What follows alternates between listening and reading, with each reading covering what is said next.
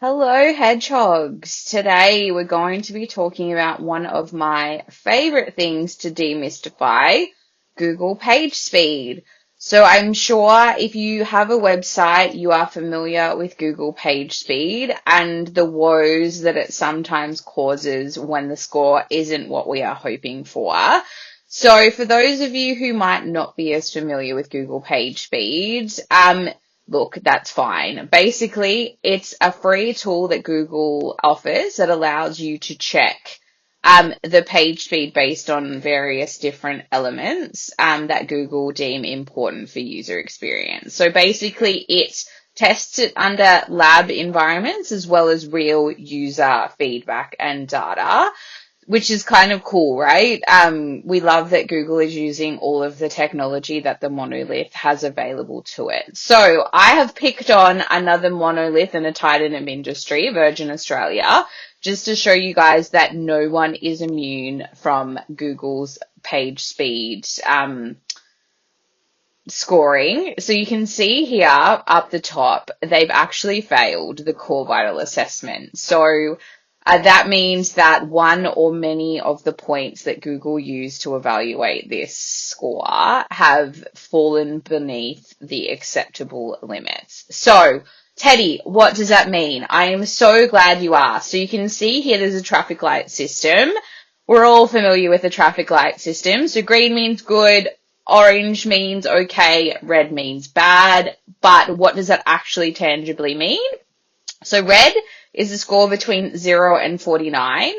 Basically, your site is performing poorly and you really have some issues affecting speed and various other elements across the website.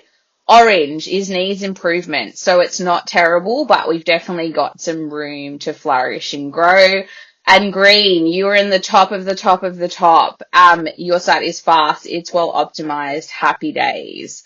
So, what do all of these big, ridiculous words and acronyms actually mean? I'm so glad that you asked. So scrolling down and to look at kind of the more detailed layout of things, you will see 5 things that are called out here. So let's break them all down for you. So first, content paint.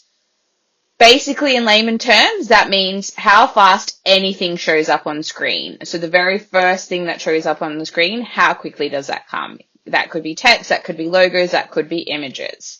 So next, largest content paint. So this is about the biggest visible element. So a hero image, a headline, and the goal for this one is under 2.5 seconds. So then we jump to speed index. This assesses how quickly everything visually appears. Then what is not here, but Google takes into account, is time to interact, which basically, how long does it take for the page to actually be useful? So how long does it take for the buttons to be clickable, for the menus to be clickable, that kind of thing. You get the idea.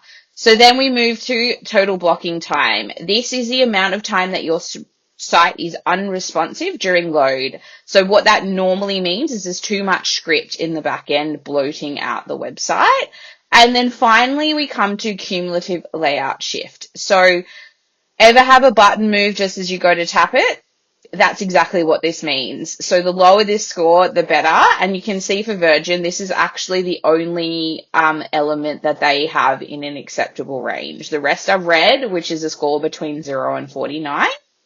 So, scrolling up a little bit, you will notice that it's broken into 4 regions. So, performance is what all of the main elements actually really relate to. And then the rest are just other elements that Google like to have everything up and up with. So, performance is what we're talking about today. So, you can see that Virgin are performing quite poorly in this area, on mobile particularly. Then jumping to desktop, you can see that their score's not much better. So their performance is still equally as poor on desktop and mobile. So you will notice that those two scores are different. So desktop is 27 and mobile is 19. So normally speaking, you will find that this mobile score is always going to be lower. given the nature of interacting with websites on mobile, people could be in poor 3G and 4G zones. Just generally everything is a little bit slower on mobile. So do not panic too much. Just focus on little things that you can work towards to get this score up. So I hear you ask, what are these little things that we can look at and what drags down this score?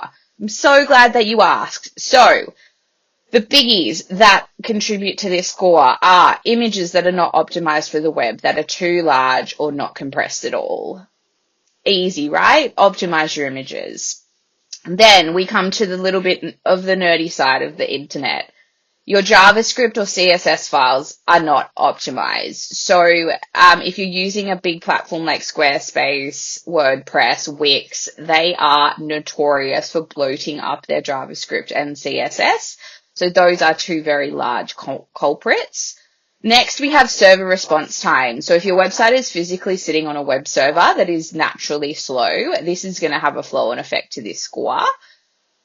Then third-party scripts. So again, Squarespace, Wix, WordPress, Shopify, all of the big ones, they rely heavily on these third-party scripts and plugins. And also this includes tracking tools. So if you've got Google Tag Manager, Google Analytics, all of the tracking things that everybody has on their website, this also has a natural slowdown effect, unfortunately. So with that kind of thing, just work smarter and try to optimize that as much as possible. So those are all the blockers, but what can you do? So I kind of alluded to it with images. There is a lot of tools available on the internet that you can compress your images with. Also, with a lot of the larger platforms, they also have plugins or capabilities within platform to do this for you. So that's a big, quick, easy one that you can make your speeds a lot better. So then there's also something that most of the big platforms have called lazy loading of images, which basically means the images will only load if they're needed. So if you scroll, if they click or interact with the page, and they will lay dormant until that is the case. So one for your web developer or somebody that is far smarter than you. If you have children who are very tech savvy, look to minify your